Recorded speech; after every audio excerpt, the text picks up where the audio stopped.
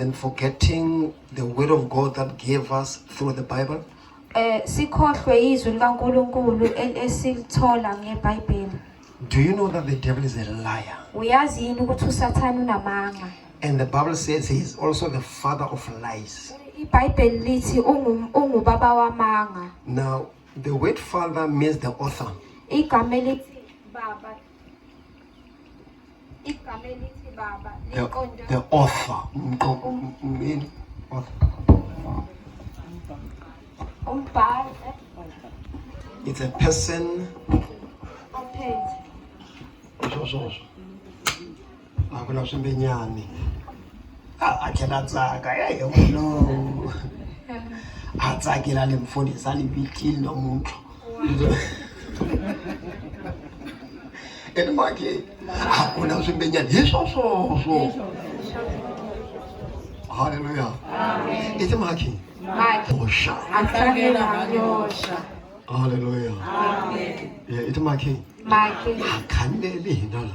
Akhandeli lana. Ngiyakwazi ukukhandela ngakhona ukuthi kusho ukuthi. Kusho ukuthini? Ngempela. Nifunda nyani? Niyakhokha ischool fees. Ningikhokhele phela. Ingani nguthisha. Oh, imfundo yamahala yaka EFF. What free education itimaki? Akuna free education la.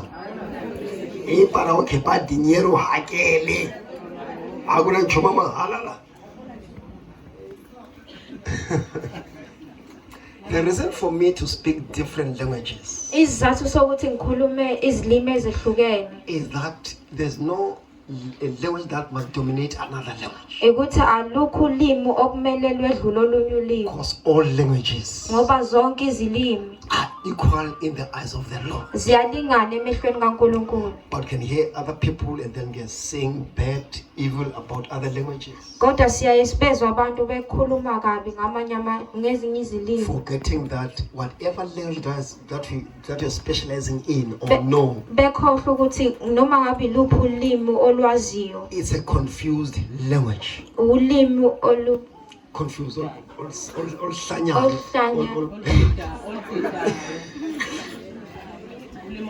odidayo.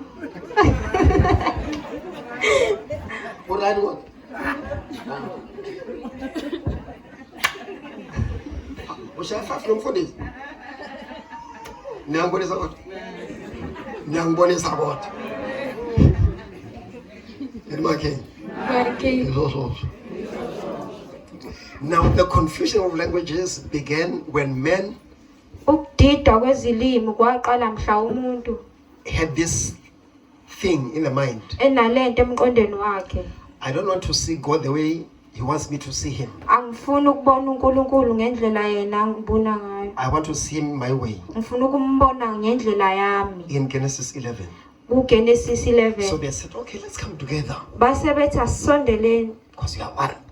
ngoba singumunye. Together we can. Sonke singakwazi. Let's build. Asikhandeni. Can you see that building is an old thing? Can you see that to build is an old thing? Siyabona ukuthi ukukhanda kuyinto endala. And they began to build. Baqala bakhanda. I sometimes sit down and think, how big was that structure? Mangithi ngihlale phansi usinye isikhathi ngicabanga ukuthi sasesikhulu kangakanani leso sakhiwo. Because it has to go more like steps. Ngoba kumele sibe nezitebhisi So that they can be able to move upwards. ukuze bezokwazi ukukhuphukela phezulu. Because they are not spiders that can just walk and then get in a Abafani nezibhayida bezokwazi ukuhamba nje kalula. spider. Ugogo zathini manje about spider? Ulwembu. Spider-Man.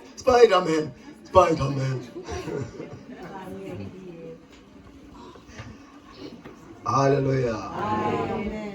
I think what kind of structure that they had. Ngiyacabanga nje isakhiwo ababenaso.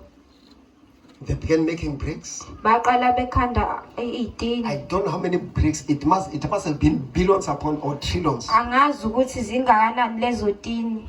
Because we don't know how high heavens are. ngoba sazi ukuthi amazulu aphakeme They said kangakanani. we're gonna walk Bathi sizohamba up to heaven. siye ezulwini. Not the way God wanted them to know Him, Pardon? but they wanted to do things their way. Oh, babefuna ukwenza izinto ngendlela yabo. Exactly. Kanjalo God nje. said, okay, Bathi okay, bacabanga ukuthi bahlakaniphile. I'm gonna show them who is God. Ngizobatshengisa ukuthi ubani uNkulunkulu. I am God. Mina nguNkulunkulu. I'm gonna reveal my power to them. Mina ngizoziveza kubo, ngizozambula amandla ami As they were kubo. busy building that, Besaqala besakhanda bona. because they think they proposed. Pardon? They think they proposed. Bacabanga ukuthi bacabanga ukuthi lento abayihlelile Is gonna succeed. izophumelela. And then since they are humans, Senthi bengabantu surely they can do that. bacabanga vele bangakwenza So lokho. God said, what I'm gonna do, uNkulunkulu wathi into engizoyenza I'm gonna send the spirit of confusion to them. ngizothumela umoya wokudideka phakathi kwabo. And their language was confused. Ulimi lwabo lwadidwa. Omunye wakhuluma isiBhunu, omunye wakhuluma isiNgisi, omunye wakhuluma isiRoma, omunye isiFrance, omunye isiVenda, omunye whatever language they can think of. Noma yibuluphi ulimi ongalicabanga. Umathi ufuna ukunika isitina, athi mani nginike injula athi uthini manje lo? Athi akudluri. I can't hear what I. So that's where the confusion began. Ilapho khona ukudidwa kwaqala khona. So you may be proud of your language, but whatever language that you think you're proud of, ungayithokozeli ulimi lakho kodwa noma yiluphi ulimi osozwelayo. the only true language Ulimi oluyiqiniso is the wangempela. language of God Ulimi lukaNkulunkulu that is found in the scripture. olutholakala ezwini. The language that God gave Adam Ulimi loluNkulunkulu owalipha uAdam and interacted with Adam ayexhumana ngalo noAdam with his language. ngolimi lwakhe. Akhethe omunye umsizi phela azokulekelela. Okhesi mhlawumbe umudanyana kungaka. Noma umfishanyana ke kangaka. Ehlezi kungabe usezo ngokuthi ngiyeza ukuthi masimiyele kanje kube yitebhisi yabo. Ubona kanjani? Bakhona bona noba nakubogogo kunanke ungakhetha. Noma ubugogo ngotuleka. Ungakhetha. Buka nje, buka ungasabona bomkhulu yena baba bomkhulu. Nawo buka nje. Oh naka. Uba. Philile. Uphi? Philile dlala. Uphile kanti bekagula. Igama lakhe. Uphili. Oh, hayi ukuthi uphilile. Oh, uphilile. Wabheka ngamehla nothando. Uphilile kodwa. Wakubheka ngamehla ngicela uthando bathi ingane wathi yabona. After la Njabule. uyokuthengela isiqede. Manje njoba engaka uzoma kuphi? Wena uzoma ngakuphi? Okay.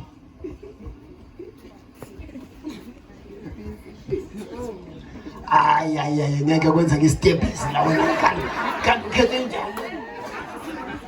Akusona isitepisi leso.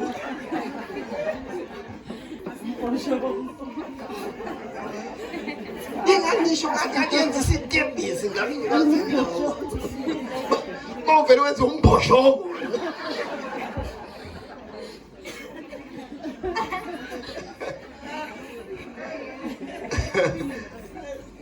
Khethile awendawo engasokhethiwe engalukhethela ngeke. Another choice.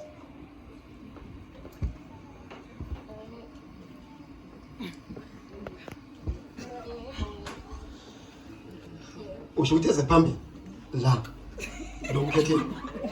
Usho ukuthi uzajabulela kodwa uma umbuka. Asajabula.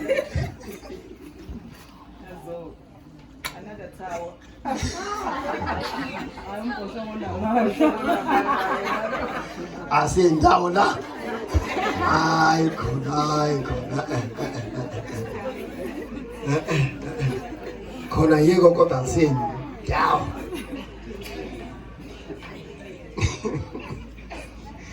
Okay, it doesn't matter. Akubalekile. Let us continue. Asiqhubekeni. Assassin alone that the devil is the master liar. Njengoba kade ngishilo phambilini ukuthi uSathane ungumqambi. There's a thing that people used to say years back, but now it's now no more. They no more say that much. Kunento abantu ababeyisho kudala kodwa manje abasayisho. They used to say you must never read the Bible too much Babethi ungalifundi izwi kakhulu because you'll get mad. ngoba uzohlanya. That's a lie from the devil. Amanga kaSathane lawo. And they said to you, you can never understand the Bible. Babethi kuwe awusoze waliqonda izwi. How can you fail to understand the language of your father? Because God speaks in His word, which is the Bible. Ungahluleka kanjani ukuqonda ulimi lukababa wakho? And the enemy will come and tell you, no man, the Bible is hard to understand or follow. Ngoba isitha sizokutshela siqhamuke sethi izwi linzima ukuli-understand, ukuliqonda. Hallelujah. Amen. Hallelujah. Amen. So we need to go back to God's word Kumele sibuyele ezwini laNkulunkulu to discover ourselves, ukuthi sizithole that who we are ukuthi singobani in Him. kuye Hallelujah. For we are here for a reason ngoba silapha ngesizathu. and then for a purpose. Silapha ngesizathu. Hallelujah. Amen. And then we're here to do God's will. Silapho ukuzowenza izwi When likaNkulunkulu. we pray, we say, Thy will be done. Masikhuleka sithi intando yakho, izwi lakho malenzeke. Let your will be done here on earth. Intando yakho ayenzeke lapha emhlabeni It is done in heaven. njengoba injalo ezulwini. Hallelujah. Hallelujah. So we need to discover God's will Kumele sithole intando kaNkulunkulu upon our lives. ephezu kwezimpilo zethu In the name of Jesus. ngegama likaJesu. Hallelujah. Amen. Are you still enjoying? Continue. Let you. What about this?